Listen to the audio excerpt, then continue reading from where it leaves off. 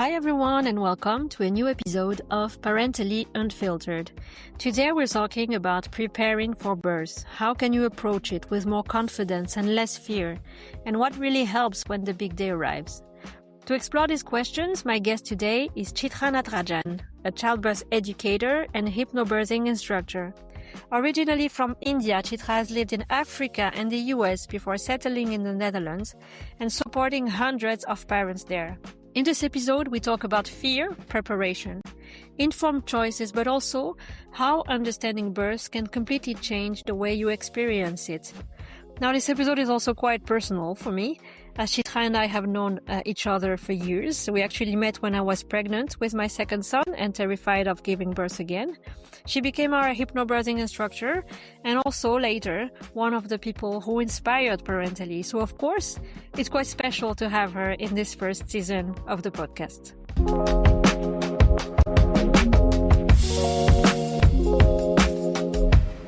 Hi Chitra, welcome and thank you so much for joining me today. Could you start by telling us a little about yourself, who you are, where you come from and what you do? Hi Carol, my name is Chitra Natarajan.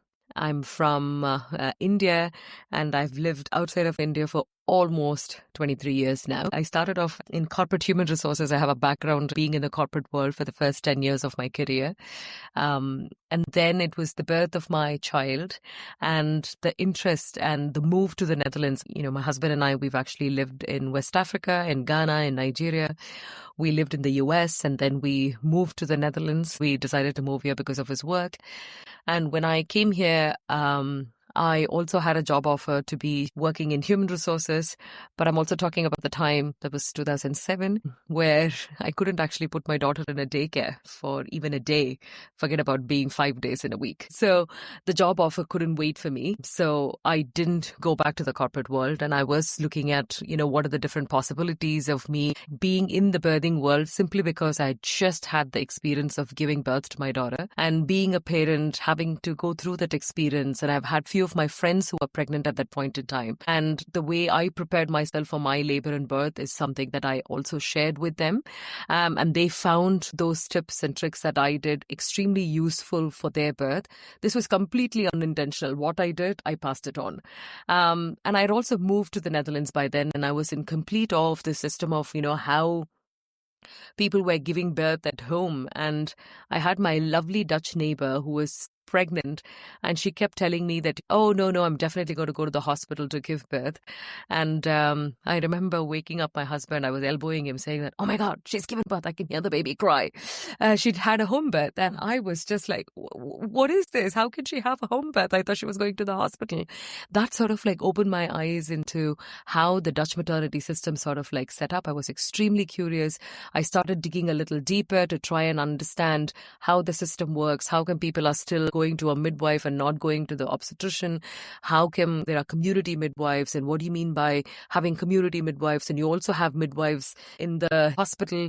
How come people are not having planned C-sections? And, it was such a fascinating experience for me to sort of discover this existence of such a maternity system, which was always, pro women and about families and about communities, about being together and doing this thing. And that's how I actually got into this world.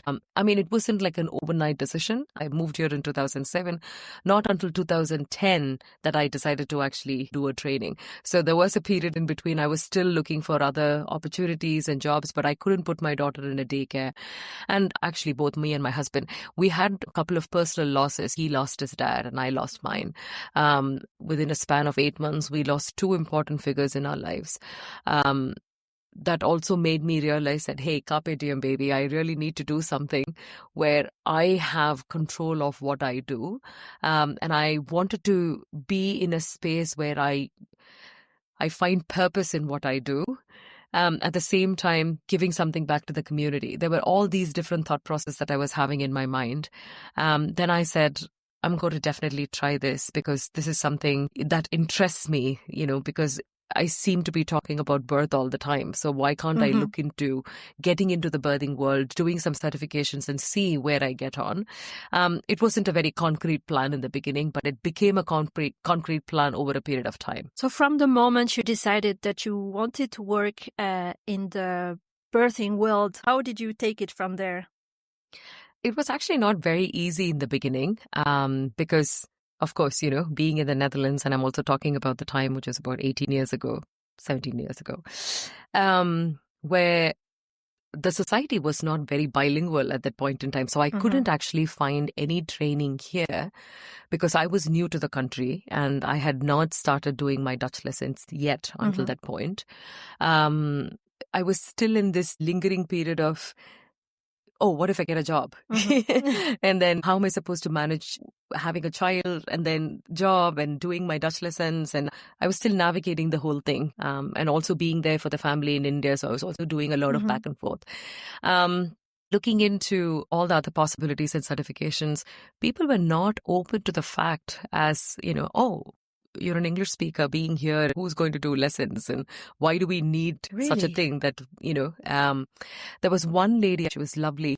She used to actually do these lessons in Den Haag. So I actually got in touch with her. I don't remember her name. I'm so sorry about that. But she moved to Brussels. But I wrote to her saying that, hey, you're doing something like this.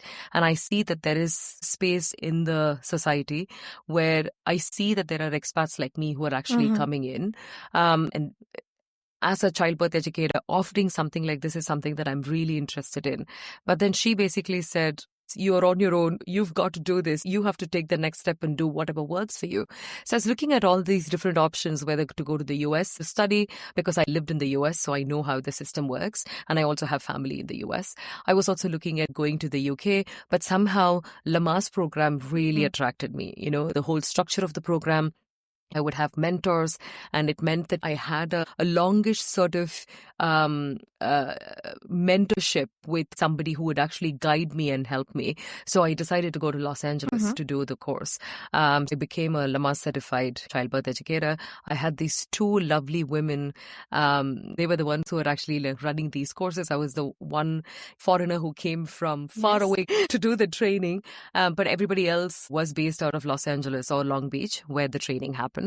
But it was such an interesting, eye-opening experience for me to go through something as new as being in the training program per se, to understand the nuances of being in the birthing room, what happens in the laboring room, the physiology of it all, but also how interventions happen in a lot of ways, because in the US, birth is extremely medical. So as part of the training, I also had an opportunity to shadow, to go to a hospital. So I think that also sort of gave me this insight, because you're just a fly on the wall. You can't open your mouth and say anything. You're just there observing what's going on.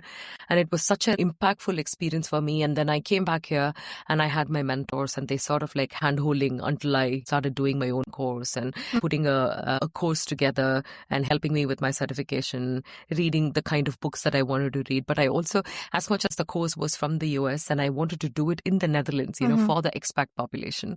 So trying to sort of bridge how different the curriculum can be in the US and whether it is applicable here or not. So all of that was an experience by itself. And I also remember even making very simple, easy flyers, and I literally knocked on every single midwife's door to try and see if I can actually drop the flyers off and say, such a course exists, and if you have somebody, who's an English speaker, who'd like to understand the system a bit better, who'd like to know more about how you can give birth in the Netherlands, especially when they come from different countries. So it was literally starting from scratch. That's how it all sort of started. What was it like actually when you become a childbirth educator? So let's say about 15 years ago. How was it like here, landscape here in the Netherlands? I think the landscape has been similar. But as an outsider, to come in and to navigate how the system works, especially I was not giving birth here. Yes. Right? In the beginning, there was a little bit of resistance, even for me to get an appointment or to even drop in to see a midwife or, dropping in to drop off some flyers. There was always a bit of oh, but we don't have English speakers as clients. And I remember talking to one of the midwives and saying that it's only a matter of time. Within a few years, you're going to see yourself having bilingual websites and having more and more expats coming in, because I was one of the earlier ones who would actually come in. So if you look at the birthing landscape, I think it is very similar to how it is now. But now I think there is just more understanding of the fact that there are a lot more of expats, and it's become more and more expat friendly in the last, 14, 15 years. I think in the beginning it was a little bit of resistance for midwives as well. It was such a new phenomenon that there are English speakers who are actually coming in. There are a lot of expats who are actually coming in. That was something, it was happening. It was like a trickle in the beginning. And how the expat landscape has exploded in the last 10 odd years is something that they were not expecting 15 years ago. So I think if you look at how the maternity system works, now it's a little bit more expat friendly. Yes. I think it's interesting to look into actually how maternity care system works here in the Netherlands, because there are different professionals involved. So, of course, the midwives and then the childbirth educators. Can you explain what is your role actually as a childbirth educator? Yeah. As a birth educator or as a birth professional, my role is to work with parents, who are pregnant, for them to sort of prepare themselves for any sort of eventuality when it comes to labor and birth. When you think about labor and birth, there is a lot of mystery around it, right? People always talk about, oh, it's going to be painful, it's going to be bad, it's going to be a difficult experience. A friend of a friend actually mentioned that, it became a very bad birth experience. So people already have this stress of, gosh, how is it going to be? So the first thought that they have is, I'm going to take a pain medication. I'm just going to do everything that everybody says, hospital says, and that's exactly how I'm going to go ahead and do it. Whereas once they sort of realize that there is a lot of responsibilities as personal responsibilities that they need to take, because how the Dutch maternity system is sort of like set up is you have community midwives. And if you're having a very healthy pregnancy and, carrying a healthy baby, and you don't have any other health issues per se, any other pre-existing health conditions, then you go to a community midwife. Even if you go to the hospital, they will send you back to the community midwife, because they'll say it's much better for you to actually work with the midwife who can help you with labor and birth the way you want it, in continuation of what we call a normal physiological labor, without any, say, sort of pain medication and so on and so forth. I mean, even before thinking about all of that, you go to a local midwife, you go to a community midwife, you get all your checkups and things like that done over a period of time, and then you can give birth wherever you'd like. I will explain on where you give birth as well. Or you also go to the hospital if you have any pre-existing health condition. You can't be part of, a community midwife. For example, if you have gestational diabetes and then you want to be checked for what's happening with your glucose and your insulin levels in your body, then you'll be asked to go to the hospital under the care of a clinical midwife who will work with the obstetrician, but usually with the clinical midwife, just to sort of look at how your health parameters are. So you will be asked to give birth in a polyclinic sort of a place, or, depending on how your health is, either in the polyclinic or in the hospital. So it becomes a little bit more medical, but you're still, as secondary care, the primary care provider is your community midwife, the secondary care provider is your clinical midwife in the hospital, and then only if birth becomes extremely medical that you actually see the obstetrician in the hospital. So that's how it's all sort of like set up.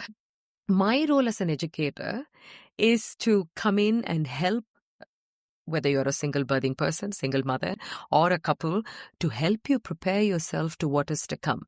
I always like to give this analogy of, running a marathon. You can't wake up one morning and say, okay, today I'm going to run a 42 kilometers.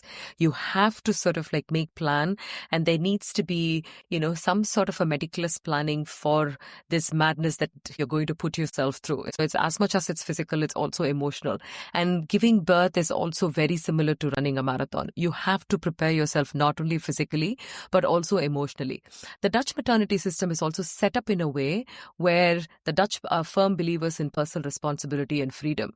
So you have to prepare yourself for labor and birth, and you have to tell the midwives what are your preferences, whether you'd like to give birth at home, or whether you'd like to be at the hospital, whether you'd like to have a pain medication. to make those informed decisions, my role as a birth educator becomes important. When they decide to take a course and then they say that I'd like to prepare myself to understand physiologically what goes on in my body. What do you mean by neuroendocrine transitions? What do you mean by hormonal changes? Why am I feeling the way I'm feeling during the prenatal period? What are the things that I might go through in the laboring process? What happens during the postpartum period? I become like a sounding board. When they come for my classes, I have different types of courses. It really depends on what they want to do. And then for me to be there for them, to help and handhold them and help and support them in whatever decisions that they actually make, that is the role of a birth educator. To give them evidence-based, science-based information with enough data to show what are the things that they can be prepared for, and also to let go of some of those things, to being flexible, to being adaptable, because we can never really orchestrate and say this is exactly how your labor and birth is going to unfold. But when we talk about labor and birth over and over again and give them the right information with enough data, then it becomes easier for them to pick and choose what they want, from the information that I provide. So that's my role as a birth educator. And information is key indeed when you are about to give birth. I truly believe that. I think information is key in everything. Yes. For example, Carol, when we go into a store to buy a buggy, and when you're ready to buy a buggy, you're investing X amount of money to buy something, whether that'll fit into your car, whether that'll fit into your tiny Amsterdam stairs where you have to take the stroller up. Or can I park the stroller somewhere? Is it easy on public transport? Is it easy on a flight? I mean, we make these decisions based on the information that we have. I believe that when you're giving birth, you need to have as much information as possible. Not everybody believes in this ethos. Some people feel that it's okay not to be prepared as well. But I do truly believe that information is key. The more the information, the better prepared you are. And you can pick and choose what works for you, just as you would, depending on, what stroller you'd like to pick, for example. Absolutely. But information is so important. Isn't this something you are supposed to get from your midwife, this preparation? Very, very good question. Midwives are extremely busy. Yes. That's the point, So I want to and the audience to sort of look at it this way, where midwives have X number of mothers giving birth every month. I come as a birth educator. My role is very complementary to the midwife. So if I prepare the couples and the couples feel a bit more prepared by, doing certain courses, then they work with the midwives, and the midwives are like facilitators. Again, going back to the analogy of if you're a marathon runner, there's somebody called as a pacer. For example, if you're giving yourself a goal of, I'm going to finish a marathon in 4 hours, 20 minutes, somebody can volunteer. Another person who's running a marathon can become a pacer and who can say that if you'd like to finish your run at 4 hours, 20 minutes, you can follow me. He'll wear a bib and he'll run, right? Yeah. So your midwife is like a pacer. Your midwife is a facilitator. She will be there to help you during the prenatal period to make sure that you're healthy and there are no other discrepancies that she sees, so that you can go into labor and give birth with normal physiological labor. And she can be there to help and facilitate that process. So her role is to not prepare you. Her role is to give you information, but also only to a certain point, where everything else is also about what you want. Again, rolling back to the Dutch are, firm believers in personal responsibility. You have the responsibility to prepare yourself and come back and ask for more information from your midwife, because she also doesn't have a lot of time to keep giving you a lot of information. And this can be quite scary when you're an expat coming from different parts of the world, right? If I can talk about my experience, I had an obstetrician. I gave birth to my daughter in India. And in a lot of ways, it's very a top-down approach. It was a very medically managed system in a lot of ways, right? And you're sort of spoon-fed in a lot of ways, saying that you've got to do this, you've got to do that. We'll do this extra check to make sure that everything is fine. In a lot of ways, we sort of look at the obstetrician or look at the care provider as, okay, she has to tell me or he has to tell me so that I can do this.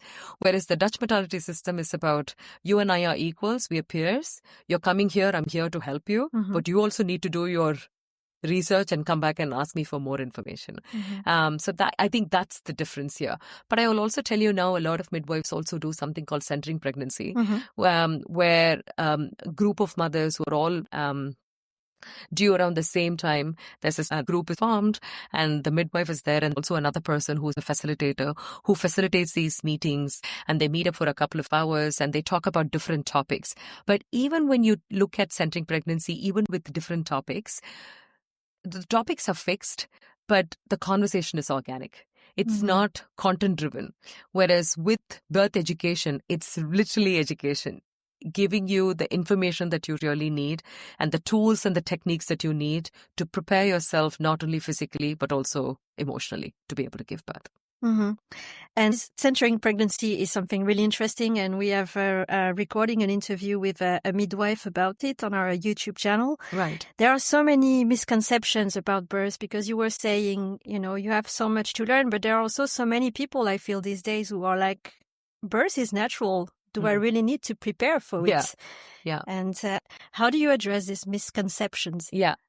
Birth is natural, of course, but you have to prepare for, it's like an adventure, right? If you're going on an adventure, you prepare yourself still. I mean, there's this adrenaline rush and you're really excited about it, but you're also still thinking what might be going on. The reason why we say that giving birth is something so profound and intense experience for somebody who is giving birth. It's a transformational experience, and it's really important for that person to feel informed in a lot of ways. Some people, they don't feel the need to be, because they feel like the information that I get from the midwife is enough. And that's okay too. And it's also about getting the right information. And if you're lucky, everything goes okay, brilliant. That's absolutely okay. But in a lot of ways, preparation is the key, because you're going to go through this intense experience and you're preparing yourself for this situation that you can't be prepared for in a lot of ways. I'm also thinking that, again, I don't know why I keep going back to running a marathon. You can still wake up in the morning. All you need is a good pair of shoes, right? You can go out and run. But why do you still prepare? Yeah. Why do you still run, every single day up to, say, 34 or 35 kilometers? You never attempt a full marathon, and then they say you have to attempt a full marathon only on that day. It's about understanding your body. It's about understanding how your body is cooperating and how your mind is cooperating. So when we start talking about birth over and over again, finding the resources that's going to help you and make you less anxious, and that's a win.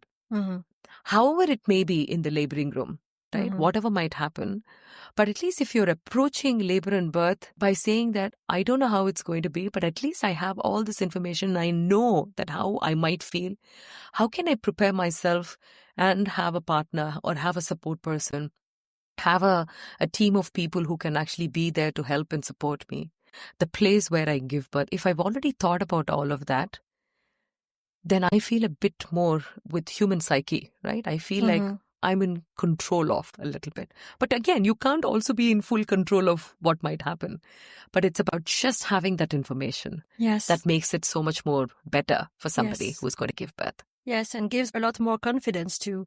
I completely understand when people walk in and say that, giving birth, my mother did it, my grandmother did it, my great-grandmothers did it. How bad can it be? It can be simple and easy. But it's also about understanding that, there could be other possibilities too, right?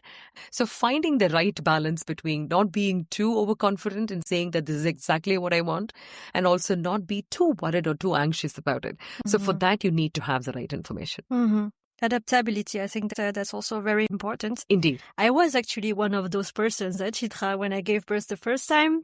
When I arrived and I said, I'm just going to go with the flow, and I didn't take any birth preparation courses.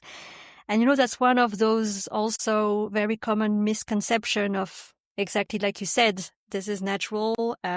We don't need to prepare. And the second one is, I already gave birth, so I don't need to prepare again. Well, this was my case because I gave birth the first time and it didn't work so well. Right. Chitra, I came to you the second time around because I actually needed preparation, even though I had already given birth first. And what we did was hypnobirthing, because you are also a hypnobirthing instructor. Can you tell us what hypnobirthing is about and what's the science and the philosophy behind it? Sure. I follow the Monger method with hypnobirthing. Hypnobirthing is nothing but making use of hypnotherapy tools, the tools that you will make use of in the laboring room when the going gets tough. It's as simple as that. I always call these tools as your spices in the kitchen rack. Right? Yeah. There are some spices that we really like, and every time we're in the kitchen and when we're cooking, we keep using it. And there are some spices that's as a reserve, and we make use of it only when we are actually making a special dish. I look at these tools with, hypnotherapy as part of the birthing room, that you make use, whether it's the breathing techniques, the visualization techniques, as guided imagery, relaxation techniques, you pick and again choose what you want. You need to have these tools in your toolbox to be able to help you cope in that situation so that you're less anxious and you're less fearful. And that's what hypnobirthing is all about. If you think about the philosophy of hypnobirthing, it's not about the science, it's not about anatomy, it's not about physiology. We can park all of that a little bit. It's about the mothers, it's about the birthing people, it's about having the support that she really needs. It's about a celebration of life and looking at birth in a very, I won't call it even in a positive way, but just being prepared and being excited about, these are things that I can actually do to help myself. And the hypnobirthing philosophy also is about the mother not giving birth by herself. It's also having some kind of support, right? Giving birth in isolation and giving birth by yourself is not something that I would encourage. It's always nicer for somebody to have a kind of help and support. So having the support of your partner, having the support of the midwives while you're writing your birth wishes, having the support of the team of people that you've assimilated at home who can actually help and be there during the prenatal period, but also most importantly, during the postpartum period. So just to make you think about the kind of help and support that you would need, because we are in this day and society where all of us are extremely independent, right? We hesitate to reach out and ask for help. Whereas when it comes to the prenatal period, during labor and birth, and also for the postpartum period, we need those extra pair of hands. We need compassionate people. We need, empathetic people who can be around us to help us cope with the transition that we are actually going through. So if you look at hypnobirthing as a course, we sort of talk about everything that you really need to know about labor and birth. We talk about physiology, we talk about the neuroendocrine transition, as the hormonal changes, what happens, why we become extremely anxious in certain situations, and how stress can actually trigger adverse reactions in the laboring room, and how can we be, I won't call it stress-free, but can we actually minimize the stress, minimize being anxious, but also having the support of your partner or having the support of anybody who's going to be there with you during the laboring room, so that they also feel prepared to help the mother in the laboring room. So it's a very comprehensive program where we do a lot of practical knowledge in terms of understanding the techniques and tools, but there's also a bit of theory. There is a lot more of resources that are available. So we talk about reading a book, listening to podcasts, listening to TED Talks, but also having a realistic view of how birth can unfold. That is what hypnobirthing is all about.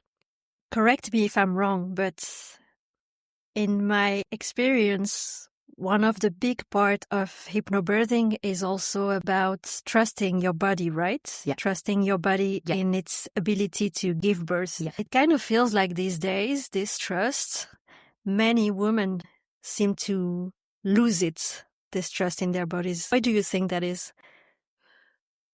I think it's a very normal, common psychological thing. People around you, what you watch in the movies, watch in the television, when people tell you that it's going to be a bad, painful, negative experience, and this experience is being passed on around, whether it is being in the magazines or reading in the papers or whether it is word of mouth, then that's the experience. It's like being in an echo chamber, right? It comes back to you saying that, oh my God, don't do this. Don't be a superwoman. You're supposed to have a pain medication.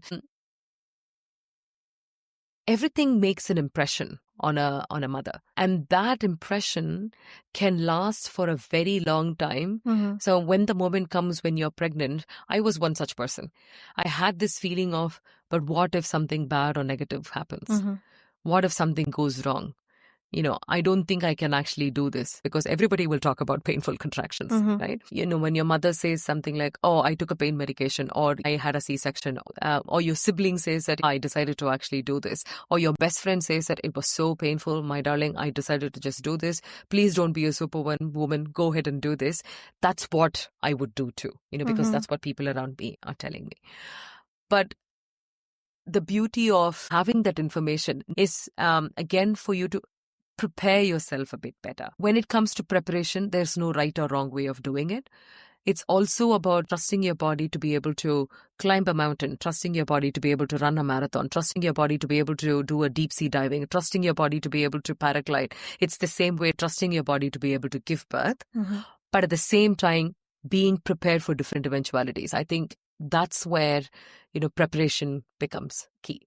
Well, that's very true. And as an expectant parent, you can hear a lot about the negatives. And in my opinion, you should shut this out. But you can also sometimes hear things that are maybe too positive, in the sense of, people who are going to say to you, giving birth is natural. Every woman can give birth naturally, give birth physiologically. Yeah. But it's not necessarily true. Sometimes it's not possible. No, and it's not. It kind of sets expectations. Indeed. And can set, parents up for disappointment, because they have been promised something they maybe won't be able to get, and they may be disappointed and feel like a failure. Yeah, exactly. See, I'm not for toxic positivity at all. If I'm going to be the birth educator who's going to sit here and preach to everybody and say that, giving birth at home, unmedicated, in the water is the best possible outcome that you can have, I'm not doing justice to what I'm supposed to. Absolutely. Right? You have to be prepared for different eventualities. Who am I, or who is anybody who says that having a C-section birth is wrong? Or somebody who's decided to take a pain medication to say that, it is wrong? What we need to understand is the preparation will help a mother to pick and choose what she wants. She has different options, right? If she decides to give birth at home, unmedicated, or, and what happens if birth unfolds that way? What happens if she decides to give birth at home for whatever reason? She has to be moved to the hospital. What happens then? Can she get a pain medication? What are the pros and cons of that pain medication? For whatever reason, the birth becomes, an emergency C-section. Being prepared for that eventuality. Again, I'm not saying that this will not have an impact on the mother, but when we have already spoken about this, when she's already been given all this information beforehand, she feels open-minded enough, flexible enough, and being adaptable to certain situations, so that at that moment when they have to make those crucial decisions, they say, right, you know what, we've spoken about this and I'm going to go ahead and say yes to a C-section. Or I have done my very best, and this is the point where I feel like I need a pain medication. I know the pros and cons of pain medication, so I'm going to go ahead and take that. That choice is with the mother. I'll tell you another thing. 24 years ago, my best friend, who is now moved out of the Netherlands, who is American, when she gave birth to her daughter 24 years ago, she desperately wanted to have a pain medication. But she was in labor over the weekend, and the hospital refused to call an anesthesiologist because it's anesthesiologist weekend, and, anesthesiologist couldn't actually come in or cannot be called. But that's not the case anymore. Okay. Yeah. Oh, yeah. So that's not the case anymore. So that's why human rights in childbirth was also put in place, right? Yes. A mother decides what she wants, even when the decisions are difficult. If she feels included in some of these decisions, then she actually looks back at her experience as an extremely positive, empowering experience. Just because she gives birth unmedicated, that may not be a positive birth experience for her. Whereas she decides to have an unmedicated birth, but halfway through the laboring process, she says, no, I don't actually feel comfortable being here because my pain threshold is like, I'm over it and I'd like to have a pain medication. And she makes that informed decision. Yeah, absolutely. Right? I'm not saying that it's a very straightforward process. There are a lot of nuances to it. I'm just giving this as an example. But then she looks back at that experience as a positive, empowering one. She knows exactly what went on. I had a mom very recently. talk about her birthing experience. And she went into labor, and she was in labor for, over 36 hours. And then in the end, it ended up being a C-section birth. But she sent me this beautiful message saying that I knew exactly what went on, and I know exactly why the C-section happened. In the paper, if you look at it in my file, the midwife was with me, and then the doctors, they had actually written down saying that this mother could feel very, very vulnerable and she might be fragile with the experience that she's had because she was in labor for 36 hours and it ended up being an emergency C-section. But I'm absolutely okay, because when this midwife walked in for my post-op checkup after I've given birth, and I said, I know exactly what happened. Of course, I'm going to take my time to process it, but I'm okay. So I think that sense of calmness and that sense of understanding comes only when you're prepared. Because knowledge is power. And that's so true, because when you don't know what's happening to you and you feel like choices are forced upon you, then you feel like you lose control. And this is where like you can really you look back at it and you don't feel that positive. But then again, it's so funny because even 10 years, I'm still putting the pieces together and I hear things and I say, oh, so this is what happened to me. So this is why. And then you can make peace with it. But on the moment, if you don't know, then you can feel a bit helpless. Indeed.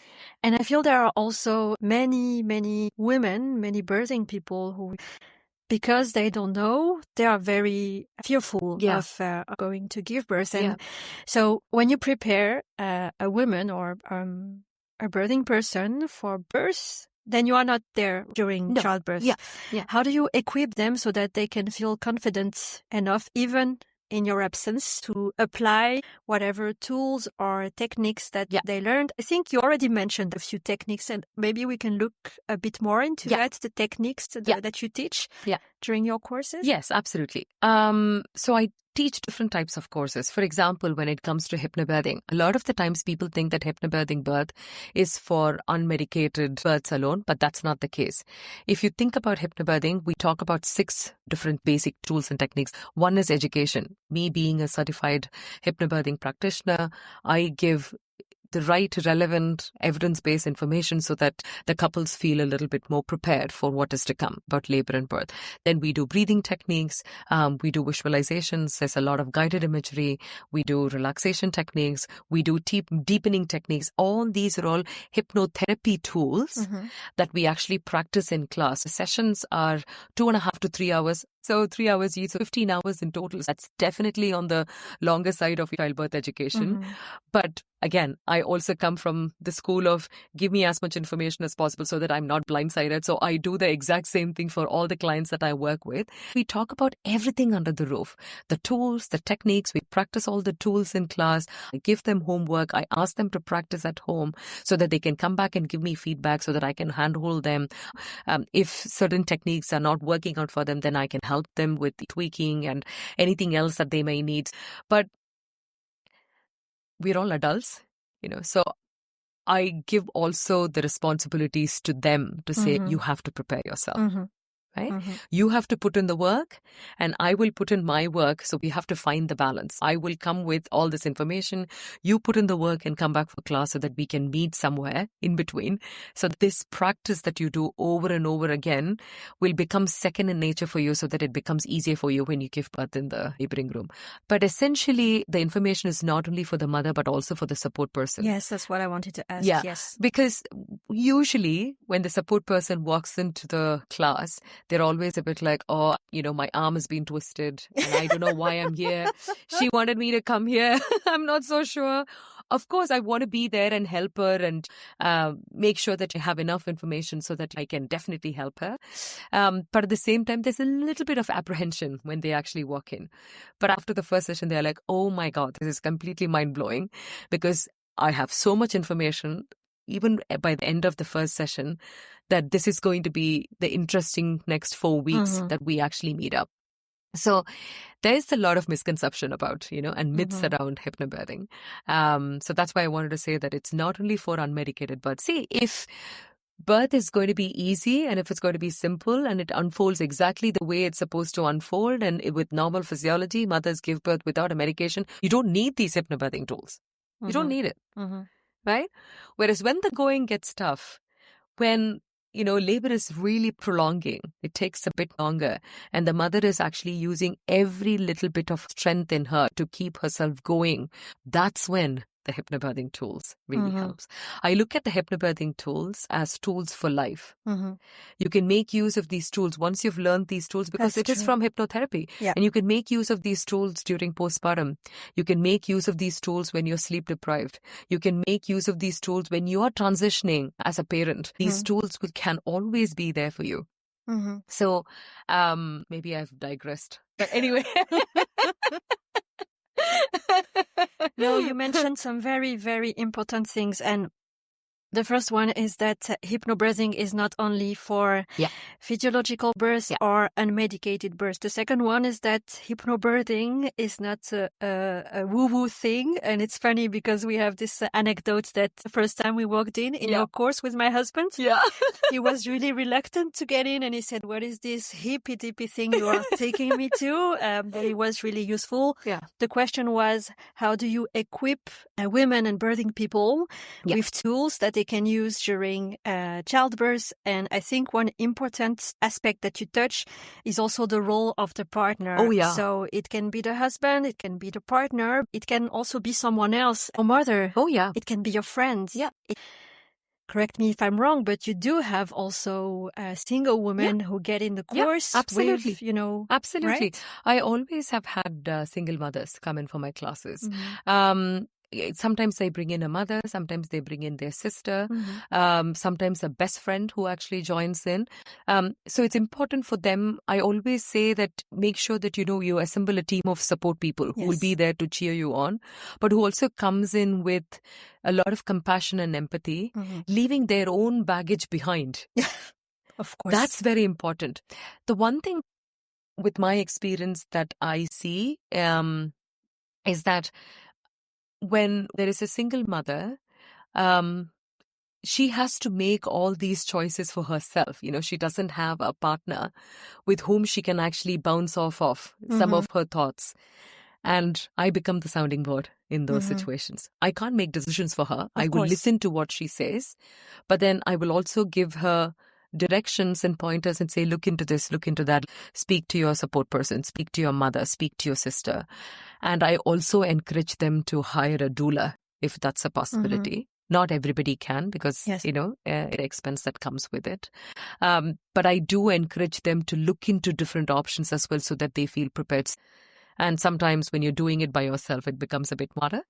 Of course. I also usually have like a WhatsApp group for everybody so that they can always reach out to me if they have any questions or doubts or challenges that they have. But what I also tell them is for them to have that group as a support group for each other as well, So sometimes somebody's thinking about a question and then they're like, I have this question, but I'm not so sure whether I can actually ask or not because everybody is not open to asking more questions. Whereas when they have a group of people, then it becomes easier for them to listen to others and they also feel confident enough to be able to reach out and ask for help. So that's something that I also do. Yes, and that's actually a very important point because joining a group preparation course is also about meeting other people. And I feel like this is the community that you are building for yourself because you are together with other expected parents who are maybe due around the same date as you are. So you are sharing this journey together kind of. And then you have these friends that you can share texts with in the middle of the night once the baby is there. Indeed. I mean, I always say that, make use of the WhatsApp group as much as possible.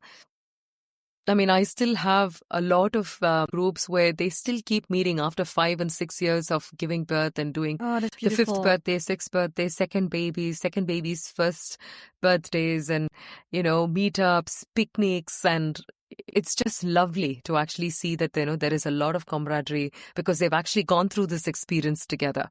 There is this misconception that People think that taking a course is about learning how to breathe, which is, of course, crucial. But it's not only that, and I think you explained it very clearly that there are so many tools that you. I remember the rainbow relaxation. That I still listen to it. It can get me to sleep in 1 minute. So when you say that it's a tool for life, it really is. Yes, it's so much more than just a course. I mean, only when you actually do a course and start talking about labor and birth, parents, they're like, oh my God, I have all these different options. I haven't even thought about some of these options, right? And then when you're talking to your midwife and, oh, you have to write down your birth wishes, you're thinking, what do you mean by birth wishes? Am I supposed to have birth wishes? Am I supposed to have birth options? Am I supposed to have birth preferences? Aren't you the professional who's supposed to tell me what I'm supposed to do? That's where the system differs, right? Only when you prepare yourself, you know what your options are. Only when you know your options, you can write down your birth preferences. Only when you write down your birth preferences, then you talk about in a normal, ideal scenario, if this is what happens, this is what I'd like. If I decide to take a pain medication, what happens? What happens if birth becomes medical? What happens if I have to be induced for whatever reason? What happens if birth becomes C-section birth? What are my options at that point in time? So, any sort of birth preparation has to give you that information so that you can be prepared for different eventualities, right? I had somebody ask me about what is your ideal perfect birth? I told the person there's nothing called as a perfect birth. Perfect anything is a fantasy. It can't be perfect. But are you feeling respected? Are you feeling included? Do you have different options? Do you know what your options are? Do you think that you have the support group, your partner and your family members who can be there to help and support you during the whole prenatal period, during the laboring process, and also for postpartum? Right? Have you assembled a team of people who can actually help you with the whole process? Because trust, again, is very, very important. Where you give birth, with the support person, that you know your support person knows what you want in terms of your birth wishes, and the place where you're going to give birth, the team that you've actually assembled, whether it is the midwives or whether it is the Kramzog, you know that then the mother can sort of relax and say, I've done my very best here. I know what my options are. Then it becomes easier for her to relax and focus on what she's supposed to do in the laboring room. Of course. So birthing course is also not about just breathing. We all breathe. Yes. When we run, we breathe. When we wake up, we breathe. We breathe normally, right? It's not about just the breathing techniques. It's also I also call the breath as your anchor from within, right? It is of huge help, of a massive help when you're in the laboring room. But what do you mean by making use of your breathing techniques in the laboring room? So it's about the breathing techniques. It's about different tools. It's about understanding what your options are for about, walking and moving and taking different laboring positions. And what are your options when it comes to a water birth, or what do you mean by water immersion and water birth? What are the positive outcomes that you can actually have if you decide to actually give birth in the water? Yes. Or if you absolutely hate it, if you don't want it, that's okay too. I mean, there are different options. Yes. And for you to know what these different options are, I think you need to have this information. Absolutely. Chitra, what about if you have a scheduled C-section? Yeah. Do you still need all this information? I think it's really important. I'll tell you, in the Netherlands, you can't actually walk into a hospital and say, give me a C-section. True. There are specific situations where C-sections are possibilities. For example, if a mother who has extremely difficult prenatal mental health issues, where she's not feeling herself at all, then a C-section is a possibility. Or if the baby's in a breech position or a transverse position, or if you've had a C-section before, this is also one country where they'll encourage you to have a vaginal birth after a C-section, provided you don't have any other physical or mental health issues, right? But if you've had a C-section, even without any other, possible pre-existing health condition, you say, I don't want to attempt a vaginal birth, I'd like to have a repeat C-section. Those are very specific scenarios where you have a scheduled C-section.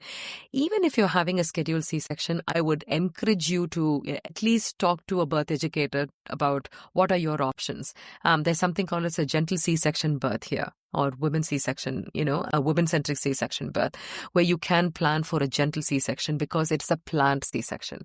Okay. The whole process is done in an extremely smooth way where the mother, the partner is involved, and they even do a stand-up in English.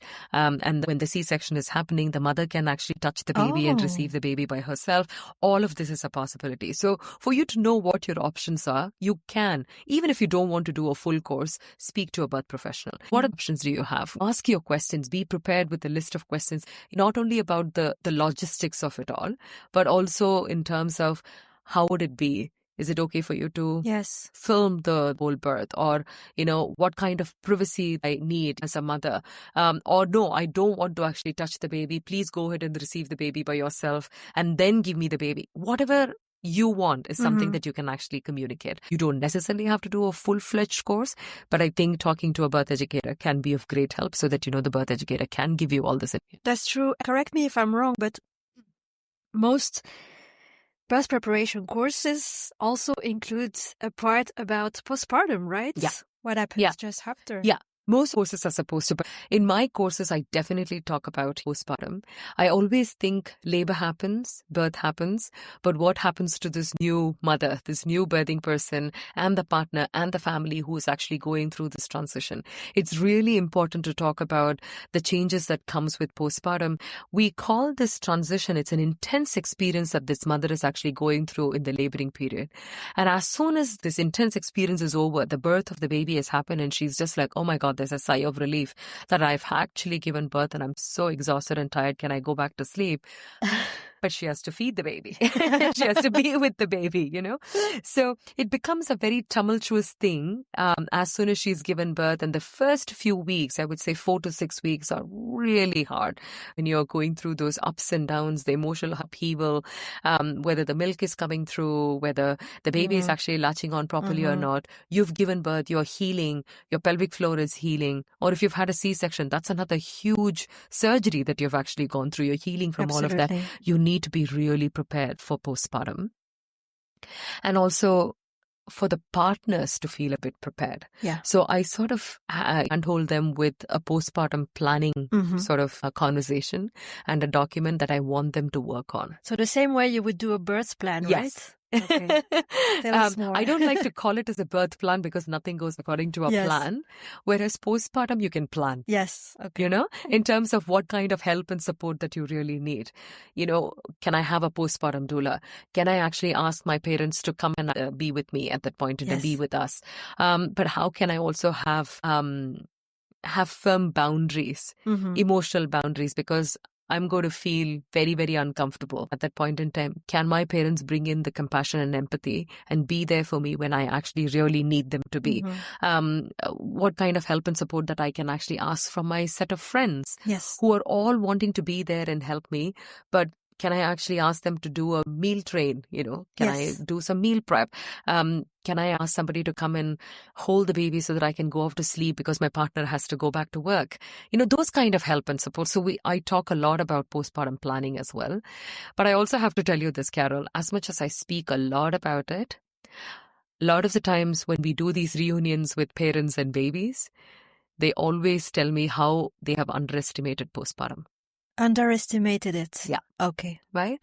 As much as we talk about it constantly, people are still stumped with postpartum. They're like, oh my God, it's like this huge, tsunami of waves that's like crashing on us all the time without sleep, the need for care of the baby 24/7, being physically and emotionally exhausted. The transitions are not very easy. And that's why I feel like the more we talk about postpartum, the more we get them to be more prepared and being open to the kind of help and support that they really need. And I always worry about parents' mental health. They have to understand that it's not a very easy, straightforward process. Just as birth, breastfeeding is supposed to be the most natural physiological thing. But it's not easy. It comes with its own challenges, and being prepared for those challenges, having the comfort of knowing that I can actually reach out to this professional, I can reach out to a lactation consultant who can actually help and support me. If I'm not feeling okay, can I actually speak to my midwife? Can I speak to my GP and get onto a list of psychologists with whom I can actually talk about? And just also for you to process what went on in the laboring room. For a mother, she's had this intense experience of giving birth. Whereas people around her, including her partner, they've all like congratulated her and they've all moved on and the focus becomes on the baby. Whereas for that mother, she's had such an intense experience that she's still lingering in this, oh my God, this happened and the baby is out Yeah. and I'm still recovering, but I still have to feed. Yeah. Why am I feeling like a truck has run over me? All I want to do is sleep, but I'm not able to sleep. Even if I want to sleep, I can't sleep because of all the hormonal changes. I have so much of cortisol in my body that I can't relax anymore. So it is an intense transition. So we have to talk about postpartum and again, preparation and making a plan, whether it is with family, with friends, in combination with family and friends, or with a professional. Oh, and food. You will be so hungry after you've given birth, especially during the postpartum period when you're breastfeeding. I'm sure you remember, and I remember that. Being hungry constantly or being hangry. You're hungry and angry.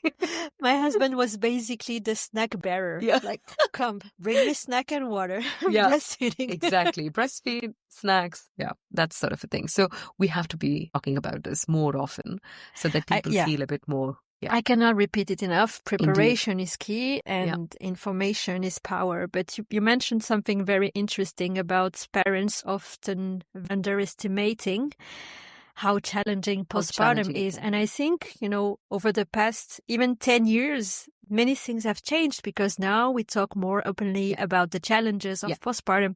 And I feel we have to bring also some nuances because, of course, it is challenging, but it's also very beautiful. It is. It is a beautiful, it is beautiful most period. Probably the most beautiful event in your life. Indeed. But then at the same time, and it's a real question, Chitra, how do we make it so parents really understand what's coming? Because, you don't want to be like the bearer of bad news, like, I'm going to kill the fun, I know. This is going to be great, but I know. you're going to hit a wall. There's only, unfortunately, so much we can say, right? And it's an experience that we all go through. And then what I see with subsequent births, they feel a bit more prepared. Yes. Right? But it's a pity that it's the second time around, Yeah. It's always like this. And you don't want to be the one to come and say, I told you. No, you don't. No. It's horrible. Yeah, it is. It is a very, very difficult thing. So I'm also a hypnotherapist and I also work with a lot of parents, a lot of dads who've actually going through some sort of a burnout or at the beginning of a burnout because, what happens with new parents, especially with the fathers?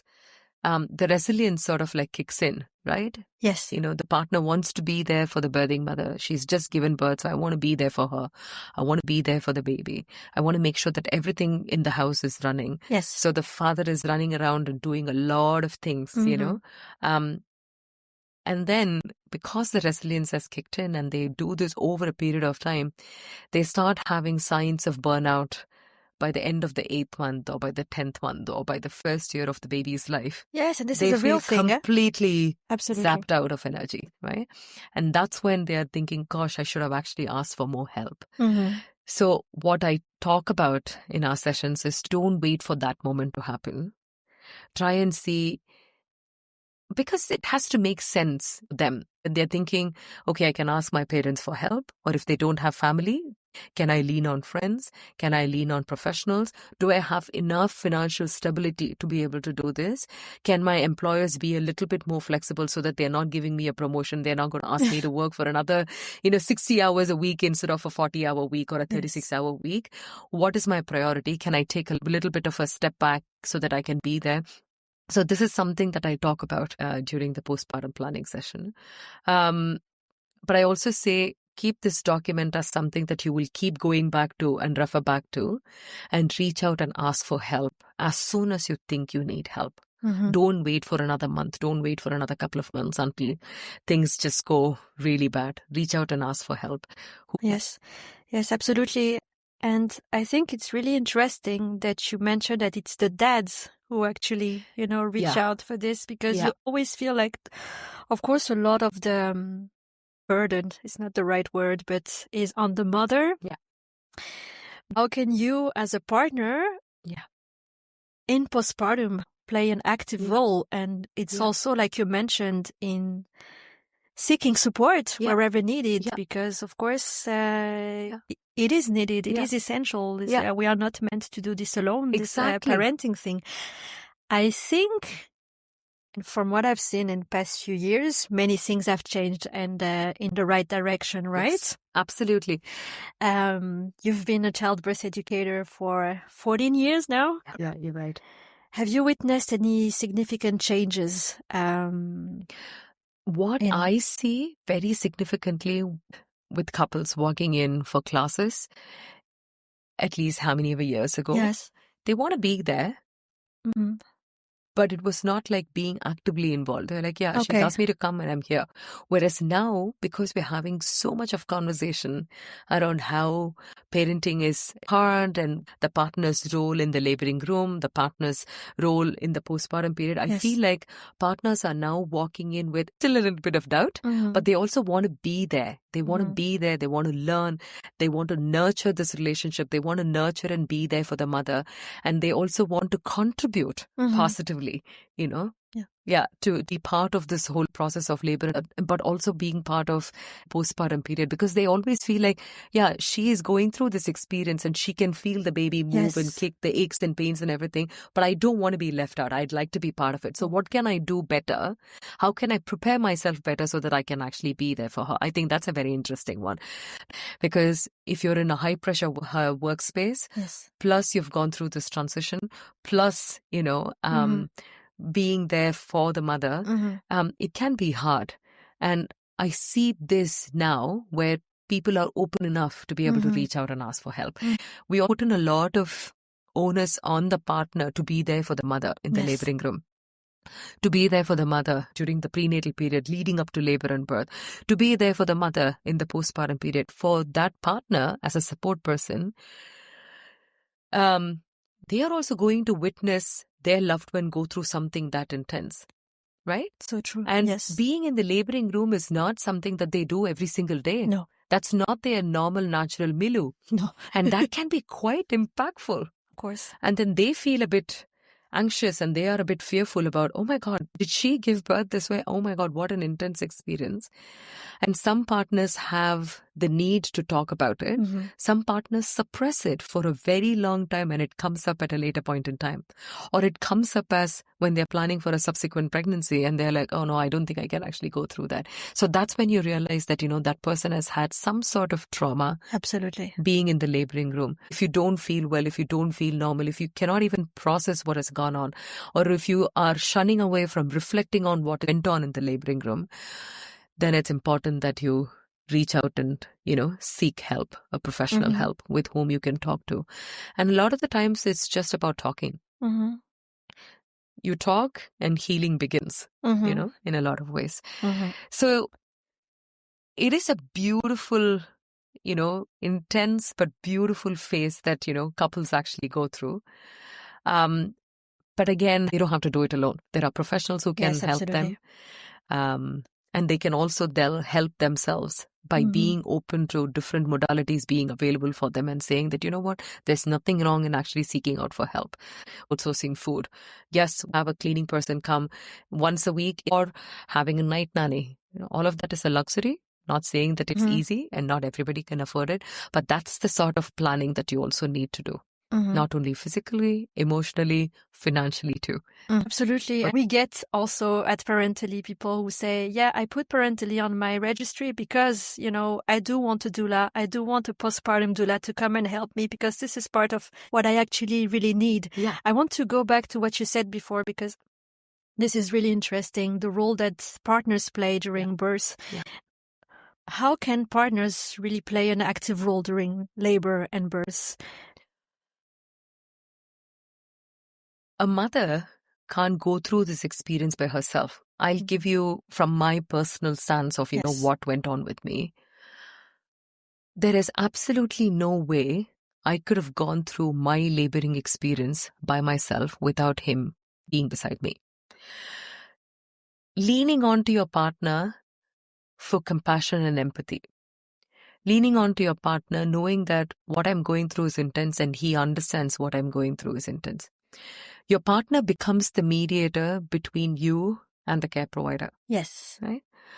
Just as you said that, during the postpartum period, your partner became the snack bearer.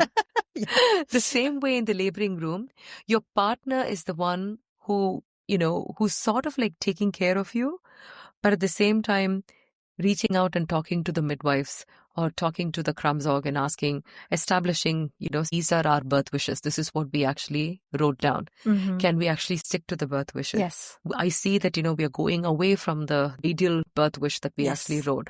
If things are changing, can you give me more information so that I can be prepared and I can actually answer her in certain situations? So he becomes the mediator between the mother and the care provider.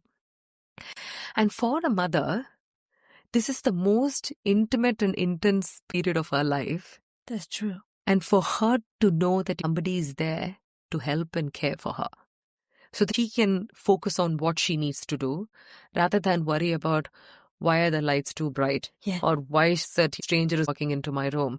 Why should I talk to this midwife at this point in time? So for the mother to do what she's supposed to do, she needs to have that kind of support from her partner or any other support person, right? I think it's really important. If you compare all the other mammalian creatures as to how they give birth versus how we give birth, I think we need empathy. Yes. As a woman, as a birthing person, we need somebody from the corner of our eye. We can sort of see that, okay, he's there, it's okay. Or she's there, it's okay. So they'll take care of everything else, and I don't have to worry about the logistics, or I don't have to worry about anything else, and I can be in my own space and do what I'm supposed to do. Absolutely. And it makes me think of the Mary Mongan book that I read prior to taking the HypnoBirthing course, and where they say that when a cat wants to give birth, they retreat. Exactly. They find a place where they are safe and, where it's quiet and they can give birth undisturbed. And I think that's also a bit of what we need as birthing people. Absolutely. There is something very important that you mentioned, that partners want to get more and more involved, and they don't necessarily know how to. And what vulnerability, seeing their partner being so vulnerable, but also witnessing things that maybe they have never seen before. A woman giving birth. Maybe they have never seen a photo of a newborn. Exactly. I think, I don't know, maybe women or birthing person, we are now more and more open to talk about mental health, and there are support groups. We are not hesitant about reaching out to, to our friends. I'm not saying you're using your friend as a shrink, but just to sort of say, I don't feel very well. Or your friend saying, don't worry about it. Why don't you actually see a therapist or see a psychologist? I think that conversation is much more common. Yes. Versus for men, I don't think, after I gave birth to my daughter, my husband had any avenue of speaking to any of his friends to talk about what he was going through. They talk about cricket and football. They don't talk about emotions or sleep deprivation or how difficult it is as the transition that is happening. Yes. And I feel like we're at the crux of opening into that space at the moment. Men are more and more vulnerable. Men are wanting to have that kind of help and support. Men want to talk to a therapist. They want to get the kind of help and support that they need, because we have, as a society, portrayed men as strong personalities, but we are all human beings, end of the day, and they are going through such an intense experience. By looking at their loved one go through this experience, they also need to know that there are other avenues where you can reach out and ask for help. I run something called as this Happy and Healthy Pregnancy Support Group. And this is something that I also talk about and say, you meet up. And especially the men folks, when they hit it off really well during our sessions, I say, you guys take the responsibility and ownership and catch up and meet up and talk about things. And when I do a reunion with parents and with babies, it feels a bit therapeutic, because everybody is like, it's not only us who's going through this, and someone else is also going through the same experience, like us. I think now men are much, much more open and receptive to the fact that they also might need mental health support. And that conversation is happening, which is very good. And that's an excellent thing. We're almost done, but Chitra, now the last question, golden tip. If you could share one piece of advice for expectant parents, or maybe one piece of encouragement, what would it be? Yeah, more than advice. I would encourage you to look into literature that you can read the preparation that you can actually do, and just being open to the idea. Don't shy away from being prepared for what is to come. So there are a lot of courses that are available. Like mine, there are a lot of other professionals who are also available. So look into what works for you, what kind of course that you can actually do. Preparation is the key, but it doesn't stop with that. As you prepare, you also might have to put in a little bit of work in terms of, practicing some of these tools and techniques. Read a couple of good books, listen to some positive literature, watching or listening to birth stories. See, one of the reasons why I started my podcast was because some of the birth videos that I show in the class is too clean and too neat. Yes. It's too perfect. But nothing is perfect. No, it's And not. that's the reason why I actually wanted to start my own podcast. It's like a repository of different types of birth stories, of parents and of mothers who have actually worked with me and who've given birth either in Amsterdam or at Utrecht or Hilversum. So like mine, there are a lot of other podcasts that are available as well. I'm not saying that you have to consciously only do this all the time, but it's important that you prepare yourself. If there is centering pregnancy that's being offered by your midwives, do centering pregnancy. Those are the things that I would say, go ahead and look into it. So that can be of some help. And of course, think about postpartum as well. Yeah. Excellent advice. Prepare yourself. Preparation is key. Excellent advice. Thank you so much, Chitra. You're very, very welcome. Doing this Thank you for podcast having with me us. here. Yeah, My greatest pleasure. It's always very nice to talk to you. So I'm very happy to be here. The same. Yeah. Can I just add one more thing? I sort of didn't mention breastfeeding as well. Breastfeeding can be so challenging.